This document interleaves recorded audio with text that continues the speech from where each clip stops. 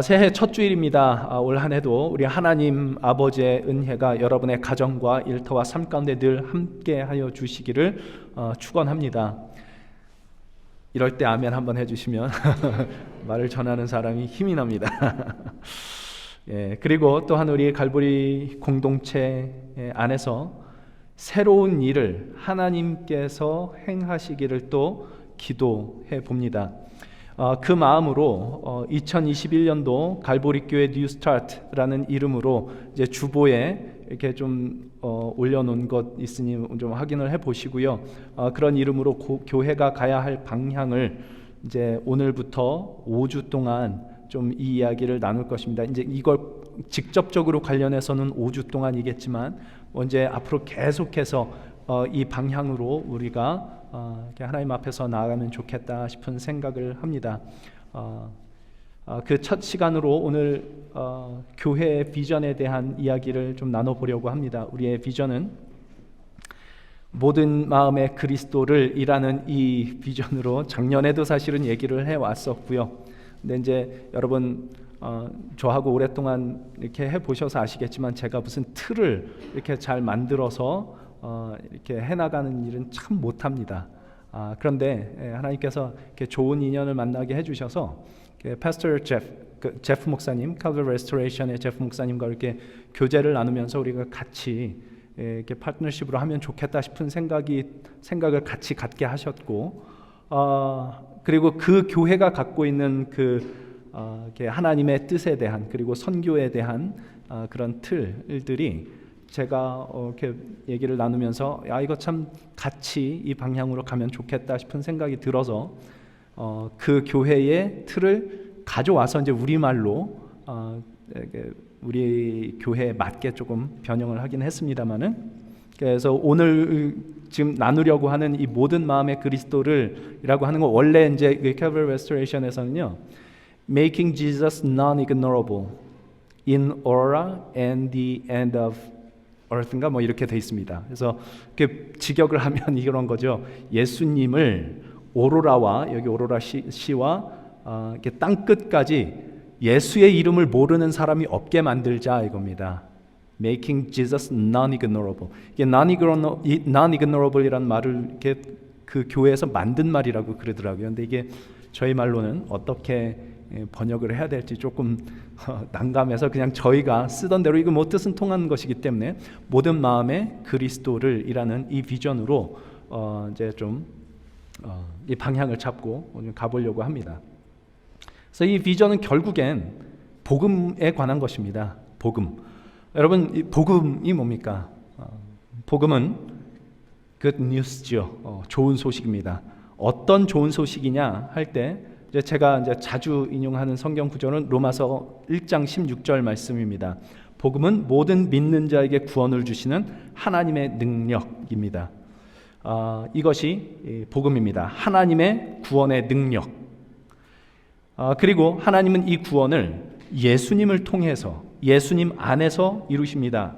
예수님을 믿는 모든 자에게 구원을 주시는 하나님의 능력, 이렇게 얘기할 수 있겠죠. 이것이 우리가 믿는 복음입니다. 그런데 왜 예수님 안에서일까? 하나님은 전능하신 하나님이시기 때문에 굳이 예수님을 통해야만 구원을 하실 수 있는 것은 아닙니다. 그런데 왜 꼭 예수님을 통해서, 예수 안에서 구원을 이루실까? 이것이 왜 우리가 이 비전을 모든 마음의 그리스도를 이라는 이 비전으로 갖고 이렇게 방향을 잡고 가야 하는 것인가에 대한 어떤 답이 될 수 있을 것 같습니다. 그 이유는 오늘 베드로가 예수님 앞에 고백하는 이 고백 속에 그 답이 있습니다. 본문 16절입니다. 시몬 베드로가 대답하여 이르되 주는 그리스도시요 살아계신 하나님의 아들이시니이다. 사람들이 예수님이 누구신지를 잘 몰랐습니다. 뭐 선지자 중에 한 명이라고 하고 누구는 뭐 이렇다 저렇다 얘기를 하는데 예수님이 누구신지 모르는데 베드로가 지금 예수님이 누구신가에 대해서 정확하게 답을 합니다. 이 고백, 주는 그리스도시요 살아계신 하나님의 아들이십니다라는 이 고백이 우리 복음의 가장 기초가 되는 내용입니다. 기독교인으로서 우리가 믿는 바를 가장 간결하게 한 문장으로 얘기를 하자면 이겁니다. 예수님은 그리스도십니다. 아까 우리 찬양하면서 이제 이 찬양을 했죠. 예수는 그리스도, 예수는 그리스도. 그러니까 어떤 사람은 예수는 성이고 그리스도가 이름이다, 뭐 이런 식으로 얘기를 하기도 하고 그게 아니고요. 예수는 그리스도시다라는 게 무슨 뜻이냐면 그리스도란 이게 뭐 제가 여러 차례 말씀드렸기 때문에 여러분 알고 계시리라 생각합니다. 구약의 히브리어로 메시아라고 돼 있는 이 말을 신약에서 쓰는 헬라어로 번역한 게 그리스도입니다. 그렇죠? 그리고 메시아, 그리스도 이 말은 둘 다 무슨 뜻이냐면 기름 부음 받은 자라는 뜻입니다.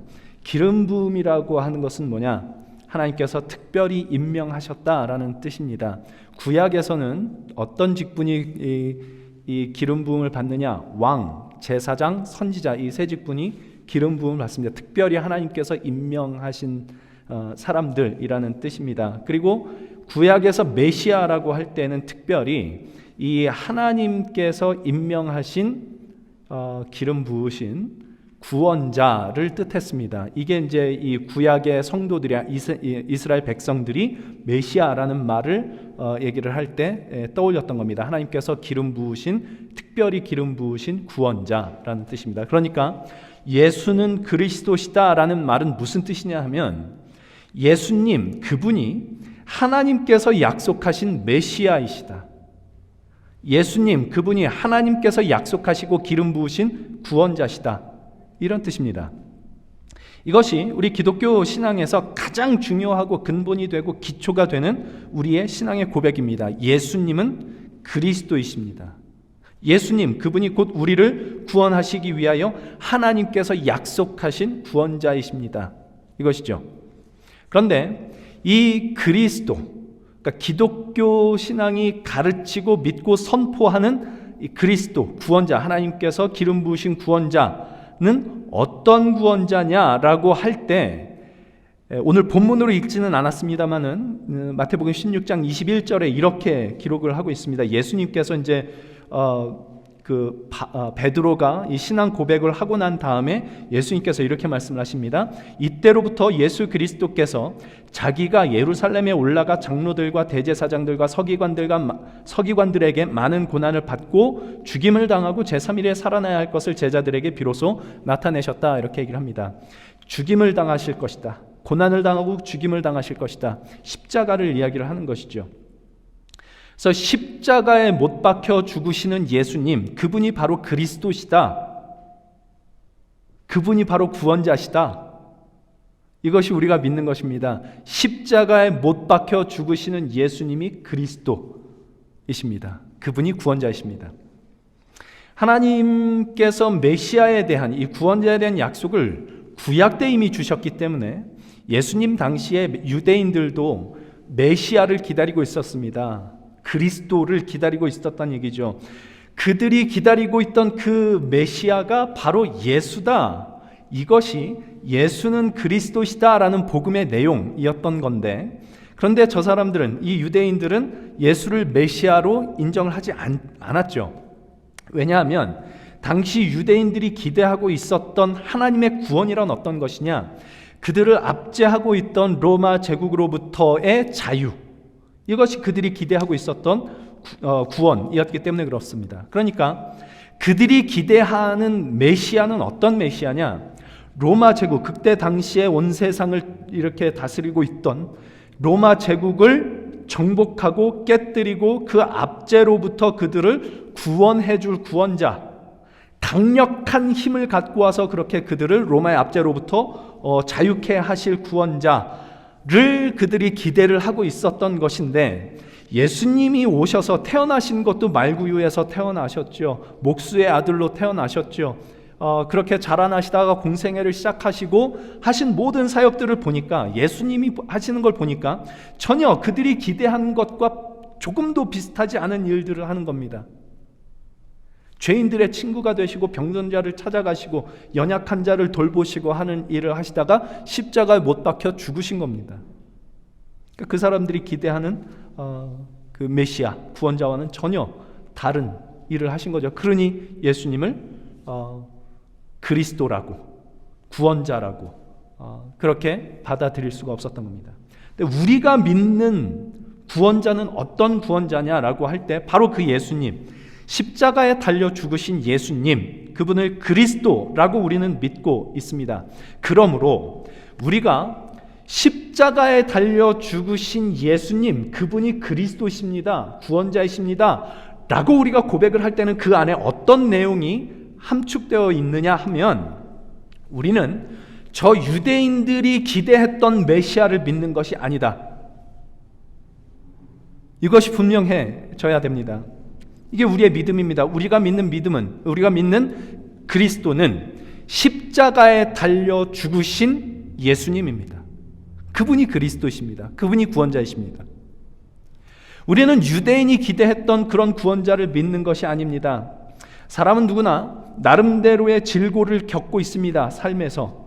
그런 사람들에게 구원이 뭐냐라고 얘기를 할 때, 우리 기독교 신앙이 가르치는 구원에 대해서 제대로 알지 못한 상태에서 구원이 뭐냐라고 그들에게 물어보면 바로 그 삶의 질고로부터 벗어나는 것, 이것이 구원이라고 생각을 할 겁니다. 당시 유대인들이 그 로마의 압제 아래서 고통당하고 있었기 때문에 거기서 벗어나는 것이 구원이었을 거라 생각을 했던 것과 같이 말이죠. 그래서 유대인들은 로마 제국을 정복하여 그들을 해방시켜줄 해방자를 메시아라고, 그리스도라고 믿고 기다리고 있었던 것인데, 그건 우리가 믿는 메시아, 우리가 믿는 그리스도가 아니란 얘기죠. 사실 많은 사람들이 유대인이 믿은 메시아를 믿고 있습니다. 그들은 유대인들이 로마로부터의 해방이라는 그 구원을 꿈꿨던 것처럼, 질병으로부터 고생하는 사람은 병고침을 받는 것이 구원이라 생각을 하고, 가난으로 고생하고 있는 사람은 가난으로부터 벗어나는 것이 구원이라 생각합니다. 그러면 그들이 믿는 메시아는 어떤 메시아가 되느냐? 그들이 믿는 그리스도, 그들이 믿는 구원자는 어떤 구원자가 되느냐? 삶의 문제를 해결해 주시는 해결사가 돼야 됩니다. 그러나 우리가 믿는 메시아는 그런 분 아니라 말이죠. 믿기만 하면 병을 고치시고, 믿기만 하면 코로나 바이러스도 비켜가고, 믿기만 하면 이런저런 삶의 문제를 해결해 주는 해결사로 오신 분이 아니라는 얘기입니다. 왜 그러냐 하면 그 문제들은 우리가 이 문제만 해결되면 이게 정말 나에게 구원이 될 거라고 생각하는 그 문제들은 해결이 돼도 다른 문제가 여전히 남아있기 때문에 그렇습니다. 이 내용을 좀 얘기를 할 건데, 우리는 십자가에 달린 예수를 그리스도라고 믿습니다. 예수님은 우리의 삶의 당면한 문제를 해결하러 오신 분이 아니라 십자가를 지러 오셨다는 얘기죠. 좀 더 정확하게 얘기를 하자면 예수님은 우리를 죄에서 구원하시기 위해 오신 분입니다. 죄에서 구원하시는 방법이 십자가에 달려 죽으시는 것이었단 말이죠. 우리가 삶에서 겪고 있는 문제들을 해결하시기 위해 오신 분이 아니고 우리의 죄를 해결하러 오셨고, 그 죄를 해결하시기 위해 하신 일이 십자가를 지신 일이었습니다. 이 구약에서 그러니까 이 메시아 예언이 구약에서 먼저 이렇게 예언이 되어 있는데, 이사야 53장 4절에서 6절입니다. 그는 실로 우리의 질고를 지고 우리의 슬픔을 당하였거늘 우리는 생각하기를 그는 징벌을 받아 하나님께 맞으며 고난을 당한다 하였노라. 그가 찔림은 우리의 허물 때문이요 그가 상함은 우리의 죄악 때문이라. 그가 징계를 받음으로 우리는 평화를 누리고 그가 채찍에 맞음으로 우리는 나음을 받았도다. 우리는 다 양 같아서 그릇 행하여 각기 제 갈 길로 갔거늘 여호와께서는 우리의 모두의 죄악을 그에게 담당시키셨도다. 이것이 이제 예수님의 십자가지요. 죄에서 구원하시기 위해서 오시는 분, 십자가에 달려 죽으시기 위해 오시는 분, 이분이 구원자, 그리스도, 메시아입니다.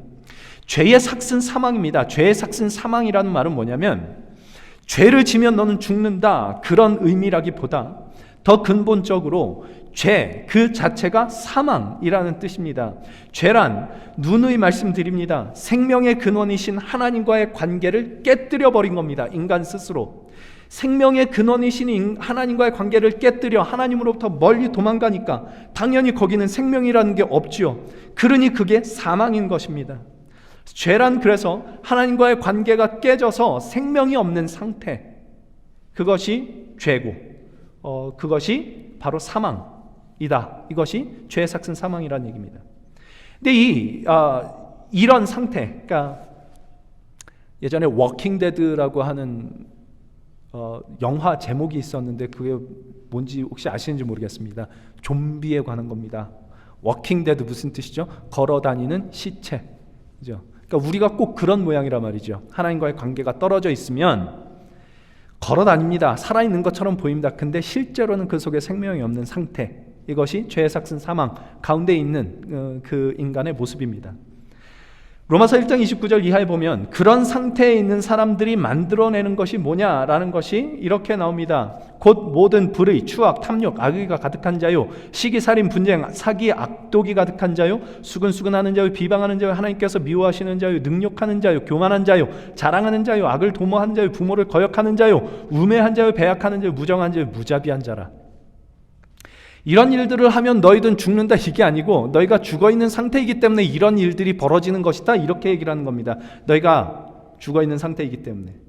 그러니까 왜 이런 일들이 벌어지느냐 하는 그 진단을 그 앞에서 뭐라고 얘기를 하느냐. 28절에서 이렇게 얘기를 합니다. 그들이 마음에 하나님 두기를 싫어하며 하나님께서 그들을 그 상실한 마음대로 내버려 두사 합당하지 못한 일을 하게 하셨으니 곧 모든 불의, 추악, 탐욕, 악의가 가득한 자요, 이렇게 나오는 겁니다. 그러니까 사람들이 마음에 하나님 두기를 싫어하기 때문에 불의, 추악, 탐욕, 악의, 시기, 살인, 분쟁, 사기, 악독 이런 것들이 나오는 것이다, 이렇게 얘기를 한 거란 말이죠.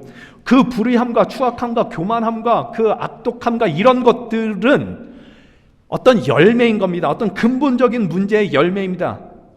근본적인 문제는 뭐냐?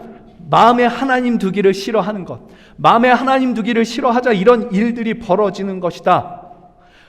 진짜 근본적인 죄란 뭐냐? 마음에 하나님 두기를 싫어하는 것, 하나님으로부터 떨어져 나온 것입니다.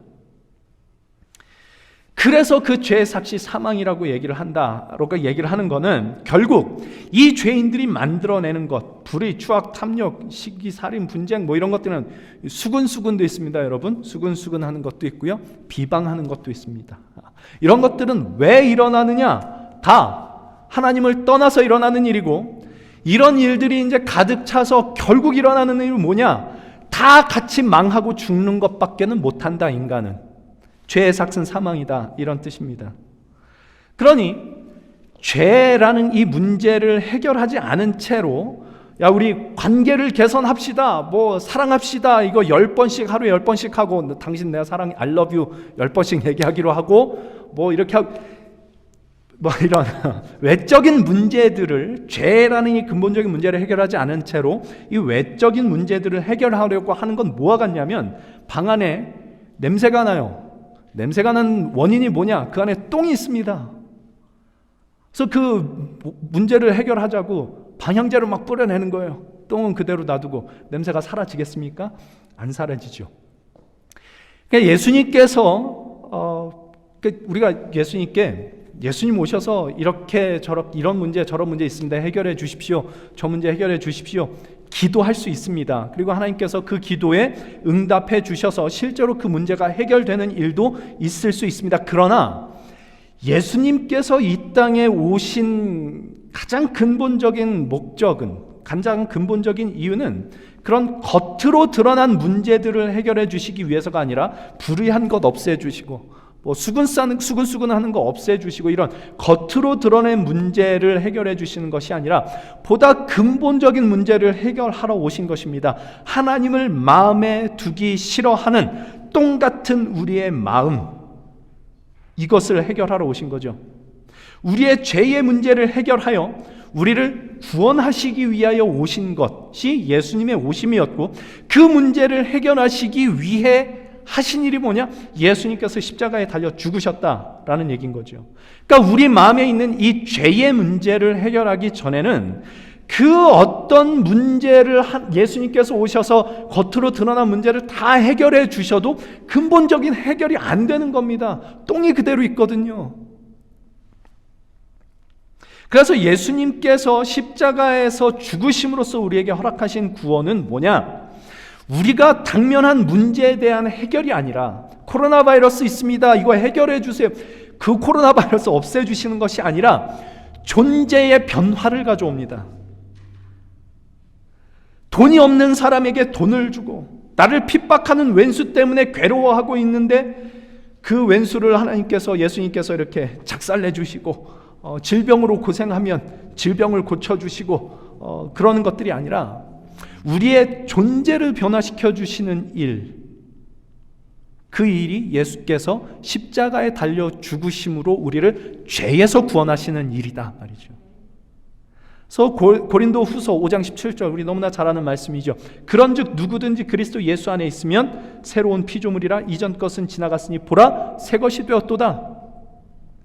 이것을 그리스도 예수 안에서 만들어내시는 것입니다. 이것이 구원이란 말이죠. 허물과 죄로 죽었던 우리 안에 새 생명을 주시고, 감각 없는 자 되어 더러운 욕심으로, 똥 같은 욕심으로 행하던 우리의 심령을 새롭게 하셔서 하나님과 동행하며 하나님을 따라 의와 진리와 거룩함으로 지으심을 받은 새 사람으로 만들어내시는 것, 그것이 그리스도의 십자가로 우리에게 허락하신 구원입니다. 그러니 이 구원이 굉장한 것입니다, 여러분. 우리는 우리의 죄로 인해서 사형 선고를 받았던 사람들입니다. 예수님의 십자가는 우리의 사형 선고를 예수께서 대신 받으심으로써 우리의 죄의 형벌이 사라졌을 뿐만 아니라 이 똥같이 들어있던 모든 더러운 죄의 모습들을 하나님께서 씻어주시고, 예수 그리스도의 보혈로 씻으시고 우리를 완전히 새로운 존재로 변화시키는 하나님의 능력, 이것이 복음이고 하나님께서 예수 그리스도 안에서 행하신 일이다 말이죠. 이것이 우리가 믿는 구원이며, 십자가에 달려 죽으신 예수님, 그분이 바로 우리의 그리스도이십니다, 우리의 구원자이십니다 라는 고백 속에 담겨 있는 내용들입니다. 이게 복음입니다. 코로나 바이러스를 없애주시는 것이 아니라 없애주시면 감사하고 아니어도 괜찮은 자가 되는 겁니다. 예수님이 계시니까 하나님과의 관계를 내가 단절하고 사망으로 끝날 수밖에 없었던 나를 구원하셔서 하나님과의 관계를 회복하고 그분 안에서 모든 행복의 조건을 이미 충만하게 가진 존재로 변화시켜 주시는 것, 이것이 그리스도의 십자가가 우리 안에 이루신 구원 이며 복음입니다. 십자가를 지신 예수 그리스도, 그분이 복음입니다. 그래서 이 복음 안으로 들어오면 지금 우리가 이렇게 직면하고 있는 문제들이 있지 않습니까? 이 문제들이 여전히 우리와 함께 있어도 그래도 괜찮은 사람이 됩니다. 우리가 삶의 만족을 누려야 할 모든 조건들을 예수 그리스도 안에서 이미 충족시켜 줬다라는 것을 우리가 복음 안에서 만나니까, 생명이신 하나님이 내 안에 들어오신 것이고, 그 하나님의 무한하신 사랑, 이 세상에서 볼 수 없는 그 사랑이 내 안에 들어오신 것입니다. 그게 충만해지는데 만족하지 않을 이유가 어디 있단 말입니까? 이것이 복음입니다. 그래서 그게 좋은 소식인 겁니다. 빌립보서 4장 13절에 보면 우리가 너무너무 좋아하는 성경 구절이 있습니다. 내게 능력 주시는 자 안에서 내가 모든 것을 할 수 있느니라. 아멘. 너무너무 좋은 말씀입니다. 힘이 되는 말씀입니다. 내가 할 수 있다. I can do everything. 내게 능력 주시는 자가 있어서 무엇이든지 할 수 있다. 다 할 수 있다. 그런데 바울이 지금 이야기하는 내가 모든 것을 다 할 수 있다라고 하는 이 내용은 어쩌면 우리가 오해하고 있는 것일지 모릅니다. 바울은 지금 감옥에 갇혀서 이 편지를 쓰고 있습니다. 빌립보에 있는 교우들에게 편지를 쓰고 있는데, 지금 감옥에 있는 이 바울을 빌립보 교우들이 이렇게 필요한 것들을 보내주기도 하고 이렇게 저렇게 서포트를 해주는 겁니다. 그래서 바울이 이 빌립보 교우들에게 고맙다는 인사를 이제 이 편지를 통해서도 이제 하는 게 한 목적인데, 그 고맙다는 이야기를 하면서 이렇게 얘기를 합니다. 너희가 나를 도와줘서 고맙다라는 이야기를 하면서 이렇게 얘기를 합니다. 10절에서 12절입니다. 내가 주 안에서 크게 기뻐함은 너희가 나를 생각하던 것이 다시 싹이 남이니 너희가 또한 이를 위하여 생각은 하였으나 기회가 없었느니라. 내가 궁핍함으로 말하는 것이 아니니라. 어떠한 형편에든지 나는 자족하기를 배웠노니 나는 비천에 처할 줄도 알고 배부름과 배고픔과 풍부와 궁핍에도 처할 줄 아는 일체의 비결을 배웠노라. 그리고 나서 하는 얘기입니다. 내게 능력 주시는 자 안에서 내가 모든 것을 할 수 있느니라. 그러면 지금 여기서 바울이 이야기하는 내가 모든 것을 할 수 있다라는 건 무슨 뜻이겠습니까? 그 앞에 있는 내용하고 연결이 되겠죠. 내가 어떤 형편에 처해도 자족할 수 있다. 어떤 형편에 처해도 만족할 수 있다. 그런 뜻이지요. 내가 주님께 능력을 받아서 이것도 할 수 있고 저것도 할 수 있고 내가 못하는 것이 없게 됐다 이런 얘기가 아니고, 나는 비천에 처해야 되는 상황이라면 비천에 얼마든지 처해질 수 있다. 그 속에서도 나는 자족할 수 있다. 배고픔에 처해져야 하는 상황이라면 얼마든지 내가 그 배고픔에 처해질 수 있다. 감옥에 갇혀 고생해야 되는 처지라면 그거 기꺼이 내가 하겠다. 그 모든 상황에서 나는 만족할 수 있다. 나는 나의 안에 있는 이 행복을 그런 상황들 때문에 빼앗기지 않을 수 있다. 이런 말입니다. 비천에서 벗어나야, 비천함에서 벗어나야 내가 행복을 찾을 수 있고, 배고플 때 배고픔에서 벗어나야 행복을 찾을 수 있는 것이 아니라 그 어떤 상황에서도 나는 만족할 수 있다. 왜? 이유는 단 하나입니다. 십자가에 달린 예수 그리스도, 그분이 그와 함께하고 있기 때문에, 그분의 빛이 그 안에 들어와 있기 때문에, 예수의 생명이 그 안에 들어와 있기 때문에, 하나님의 생명이 그 안에 들어와 있기 때문에 그가 처한 상황은 그가 가진 그 만족과 행복을 어떻게 할 수가 없는 겁니다. 그러니 내가 뭐든지 할 수 있다. 어떤 형편에든지 다 처할 수 있다라고 이야기할 수 있는 거죠.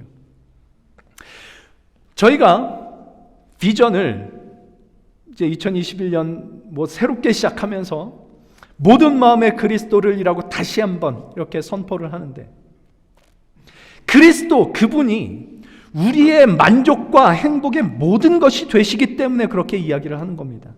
우리의 죄의 문제를 해결하시기 위해 죽으시기까지 하신 그분이, 그리스도 그분이 우리 안에 채워지면 채워질수록 우리는 세상이 줄 수도 없고 알 수도 없고 빼앗을 수도 없는 평안과 행복과 만족을 누리며 살아갈 수 있습니다.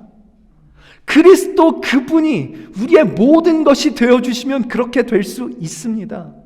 많은 사람들이요, 그들의 삶의 만족과 행복을 위해서 이런저런 조건들을 답니다. 돈은 어느 정도가 있어야 되고, 집은 어느 정도가 돼야 되고, 건강 상태가 어느 정도 돼야 되고, 이런저런 조건들을 답니다. 그 조건들을 충족시키면 다행인데 안 되면 어떻게 될까요? 불행하겠죠. 여길 가야 행복인데 못 가니까 불행하지 않겠습니까?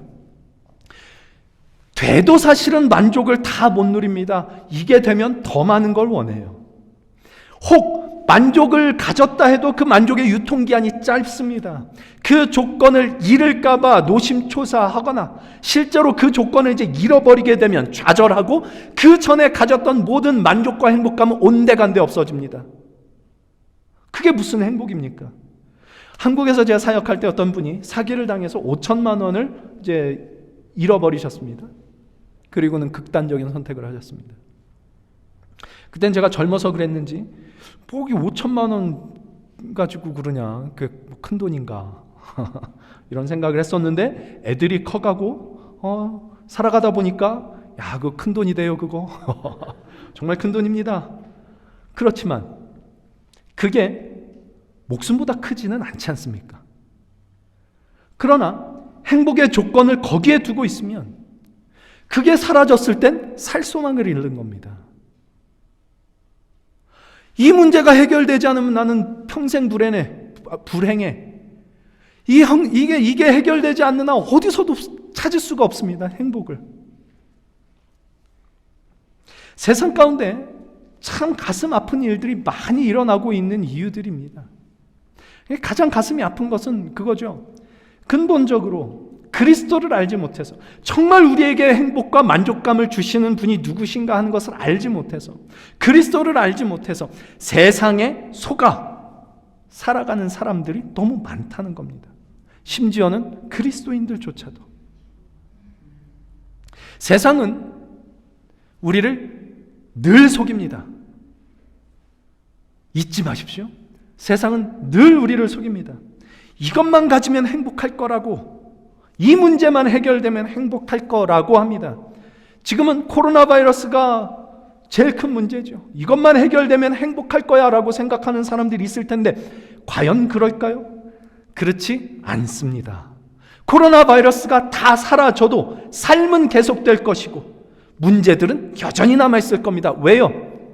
똥이 그 자리에 있으니까. 똥이 치워지지 않았으니까. 그러한 죄인들의 세상 속에서 참된 만족과 행복을 누릴 수 있는 방법이 뭐냐?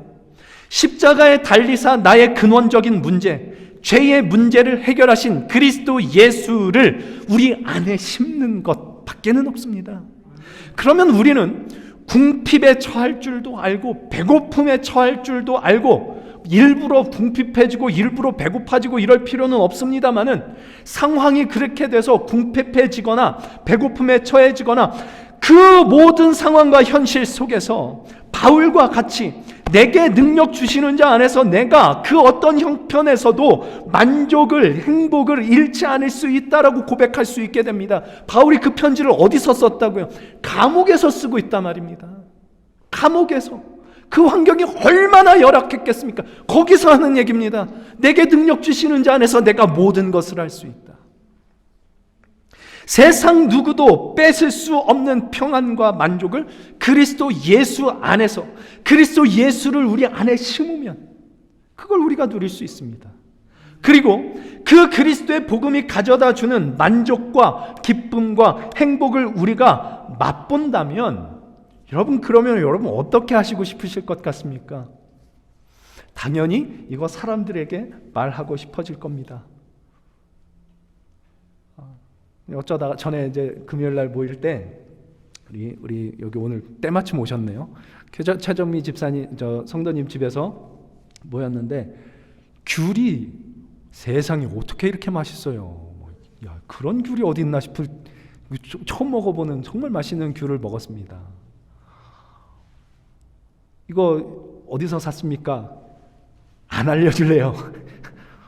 내 맛있는 거 나만 알고 먹겠으면 이러지 않잖아요, 그렇죠? 맛있는 귤 있으니까 이거 여기서 샀습니다 얘기할 거 아니에요. 그때 햄튼하고 저쪽 요세미티 그쪽 뭐죠? 그 홀푸드 마켓인가? 예. 거기서 사셨다고 아주 친절하게 가르쳐 주셨습니다.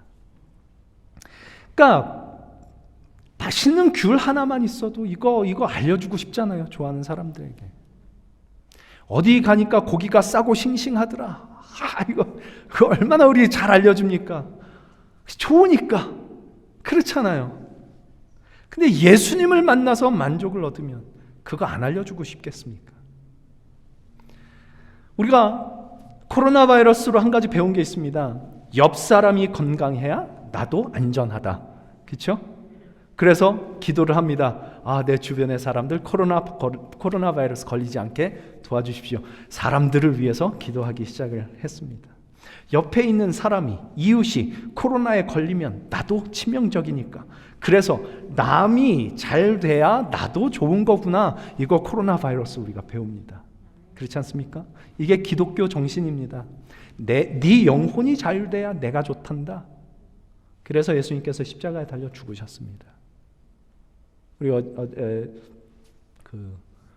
송구영신 때 이제 마지막 축복 기도를 그냥 이렇게 민수기 6장 말씀을 가지고 이렇게 했는데, 내 영혼이 잘 되기를 원하노라.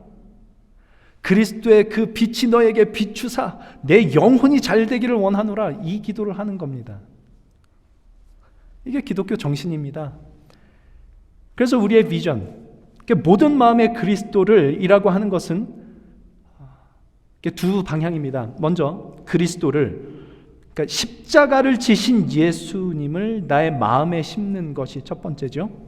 그분 안에 모든 만족이 있으니까 예수님을 믿는다고 삶이 쉬워지지 않습니다. 결코. 감옥에 갇히는 일 있고 비천에 처하는 일 있고 궁핍해지는 일이 있습니다. 삶이 쉬워지지 않습니다. 여전히 코로나 바이러스 있고 여전히 나를 괴롭히는 사람도 있을 수 있고 여전히 해야 할 일 많고 몸은 피곤합니다. 그렇지만 모든 형편에 내가 만족하며 처할 줄 알고 그 형편에서 자족할 줄을 알게 됩니다. 어떻게 하면? 그리스도께서 내 안에 들어오면, 그리스도를 내 안에 심으면 내가 가진 문제보다 그 생명이 무한히 크다는 것을 우리가 알게 되기 때문에, 이게 첫 번째입니다. 그래서 우리 안에 그리스도를 심어야 됩니다. 우리 마음에, 내 마음에 그리스도를 먼저 심어야 됩니다. 그리고 아직 그리스도를 알지 못하는 사람들의 마음에 그리스도를 심어야 됩니다. 우리가 진실로 그리스도 안에서 모든 형편에 처할 줄 알며 그 형편에서 우리 안에 심겨진 그리스도 예수로 인하여 자족할 줄 알게 되면, 만족할 줄 알게 되면 사람들이 물어볼 겁니다. 아니, 코로나 바이러스로 다 힘들어하고 있는데 당신은 왜 그렇게 기뻐 보입니까? 그런 얘기 들어보셨습니까? 이런 얘기 들으면 너무 좋죠. 거기다 답을 하는 겁니다. 예수님을 믿습니다. 좋지 않습니까?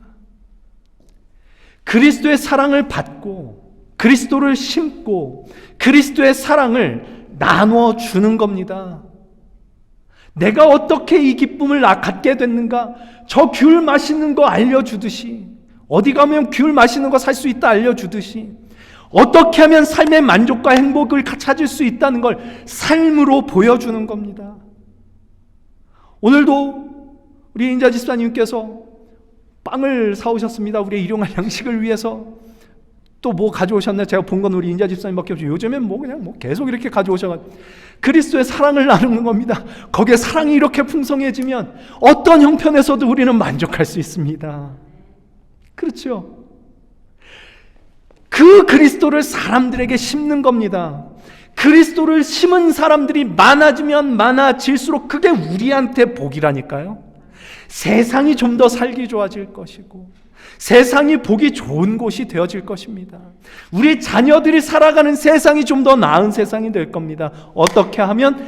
그리스도를 심어가면, 그리스도를 심은 자들이 많아지면 많아질수록 가장 우선적으로 내가 심고 내가 그리스도를 심은 것이 정말 내 삶의 만족이고 기쁨이구나, 이거 알고, 그래서 이 기쁨 내가 나누지 않고는 견딜 수가 없어서 그 사랑 나누고 그리스도를 다른 사람들에게 심어주는 일을 하자, 이것입니다. 이것이 모든 마음의 그리스도를 이라고 하는 우리의 비전입니다. 이게 교회가 할 일입니다. 베드로가 주님은 그리스도십니다 라는 이 고백을 하자 예수님께서 그것을 알게 하시는 하늘에 계신 내 아버지시다 라고 말씀을 하십니다. 하늘에 계신 아버지가 아니면 이 고백을 할 수가 없습니다. 베드로는 이 고백을 하고도요 사탄 짓을 합니다. 예수님께서 십자가 달려 죽으시겠다 그러지 마십시오. 그랬다 사탄아 내 뒤로 물러가라 이러지 않습니까? 그 얘기를 하고도 이게 무슨 뜻인지 몰라요. 모르고 고백을 하는 겁니다. 근데 나중에 성령께서 알게 해주시고 그때 가서 이제 사도행전에서부터 계속해서 전하는 복음이 뭐니까 바로 이 예수가 그리스도시다. 십자가에 달려 죽으신 예수, 너희가 십자가에 못 박아 죽인 그 예수, 그분이 그리스도시다라를 끊임없이 전하는 거죠. 거기에만 너희의 삶의 정답이 있다, 만족이 있다라는 것을 계속해서 얘기를 하는 겁니다. 그래서 그 아버지께서 알려주신 것이다라고 하는 그 고백, 주는 그리스도십니다, 예수는 그리스도십니다 라는 것이 아버지께서 알려주신 것이다라고 말씀을 하시고는 18절에 뭐라고 말씀하시느냐, 이렇게 얘기를 합니다. 또 내가 네게 이르노니 너는 베드로라, 내가 이 반석 위에 내 교회를 세우리니 음부의 권세가 이기지 못하리라. 베드로, 이름의 뜻이 반석이라는 뜻입니다. 예수님께서 베드로 위에 교회를 세우시겠다라고 말씀을 하신 겁니다. 이게 정확하게 얘기를 하자면 예수께서 지금 여기서 말씀하시는 것은 주는 그리스도시요 살아계신 하나님의 아들이십니다 라고 하는 이 베드로의 고백 위에 십자가를 지신 예수님, 그분이 그리스도십니다 라는 그 고백 위에 하나님께서, 예수님께서 당신의 교회를 세우시겠다라고 말씀을 하시는 거죠. 그래서 흔들리지 않는 반석이 뭐냐? 그 반석, 교회가 세워지는 흔들리지 않는 반석이 뭐냐? 이 고백입니다. 주는 그리스도십니다. 예수님 그분이 그리스도십니다. 십자가에 달려 죽으신 예수님, 그분이 그리스도십니다. 나 하나 구원하시다고 십자가에 달려 죽으신 예수님, 그분이 그리스도시며 구원자이십니다 라는 이 고백이 흔들리지 않는 반석이 되어 그 위에 교회가 세워진단 말이죠. 교회는 그런 곳입니다. 많이 들으셨죠? 교회는 건물이 아니다. 교회는 사람입니다. 어떤 사람? 주는 그리스도이십니다라는 이 고백을 하는 사람, 이 고백을 하는 사람들이 모인 공동체, 여기가 교회입니다. 베드로의 신앙 고백인 그 그리스도의 복음 위에 세워지고 그 그리스도의 복음으로 모이고 그 복음을 마음에 늘 그 마음에 심어 복음으로 새로워지고 그 복음을 세상 가운데 전달하는 공동체, 그것이 교회입니다. 이 땅에 교회가 왜 필요한가? 그리스도의 그 복음이 보존돼야 되기 때문에, 주는 그리스도이십니다라는 이 신앙 고백으로 세워지는 그 교회가 필요한 겁니다. 하나님을 떠난 세상 가운데 그리스도의 복음을 전하여 하나님의 나라가 확장되어지고 세워지게 하기 위하여 교회가 필요합니다. 그래서 교회로 부름을 받은 우리는 모든 마음의 그리스도를 이것을 우리의 비전으로 삼기로 합니다. 먼저 해야 될 것은 우리 마음에, 우리 죄의 문제를 해결하시기 위해 십자가를 지신 예수, 그 그리스도를 우리 마음에 심으며, 그리고 아직 그리스도를 알지 못하는 이 세상 가운데 그리스도를 알지 못해서 똥 같은 마음으로 살아가니까 맨 다툼과 갈등과 어려움과 괴로움만 있는 이 세상 가운데 그리스도를 심어 나가는 것, 이것을 우리의 비전으로 삼기로 합니다. 오늘 설교의 제목을요, 유종의 미를 위하여 라고 했습니다. 보셨는지 모르겠습니다만 새해 첫 주일에 잘 어울리지 않는 말이 이 유종의 미라는 말이지 않습니까? 근데 이건 저도 얼마 전에 알았던 건데요, 유종의 미라고 하면 저는 그냥 생각하기를 마무리를 잘 합시다 라는 이야기를 할 때 쓰는 걸로만 알고 있었습니다. 근데 유종의 미, 한자어를 보니까 아주 그렇구나 이런 생각이 드는 게, 유종이라는 게 있을 유, 끝날 종, 끝이 있다 라는 뜻입니다. 끝이 있다, 끝이 있는 것의 아름다움, 이것이 유종의 미입니다. 그러니까 유종의 미라고 하는 것은 단순하게 우리 마무리 이제 이렇게 좋게 마무리 잘하자 이런 얘기가 아니라, 처음에 시작한 것에 대해서 끝이 있게 하자, 중간에 포기하지 말고 끝이 있게 하자, 이게 유종의 미입니다. 그러려면 뭐가 있어야 되죠? 시작이 있어야죠. 시작도 하지 않았는데 무슨 유종의 미를 거둘 수 있겠습니까? 그렇죠? 그래서 새해 첫 주일에 우리 교회의 방향의 시작을 이 자리에서 여러분에게 알립니다. 우리의 비전입니다. 모든 마음의 그리스도를, 이것을 우리 마음에 품고 올 한 해 우리의 마음에 그리스도를 열심히 심어가기로 하면 좋겠습니다.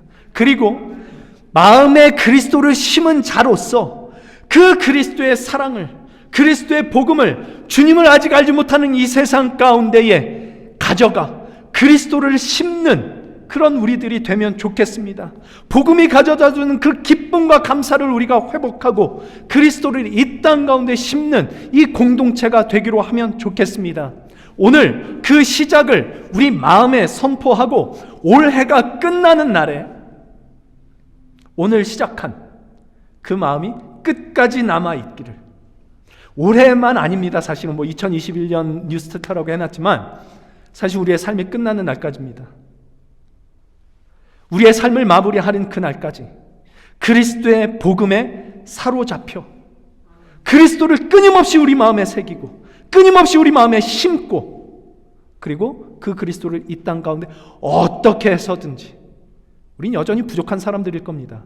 여전히 복음에 합당치 못한 사람들일 겁니다. 그러나 하나님께서 만들어주시는 만큼, 하나님께서 보여주시는 만큼, 하나님께서 가르쳐주시는 만큼 우리 마음에 심고 그 그리스도의 복음을 이 땅 가운데 심으며 살아갈 때 우리는 우리의 생이 끝나는 날에 하나님 앞에서 정말 그야말로 유종의 미를 거둘 수 있게 되지 않을까, 이런 기대를 해봅니다. 그 유종의 미를 거둘 수 있기 위하여 오늘 그 시작을 우리의 심령 가운데 모든 마음의 그리스도를 이라는 이 비전을 우리 심령 가운데 심는 그 시작을 우리에게 선포하는, 우리 자신에게 선포하는 우리 갈보리 공동체가 되기로 합니다.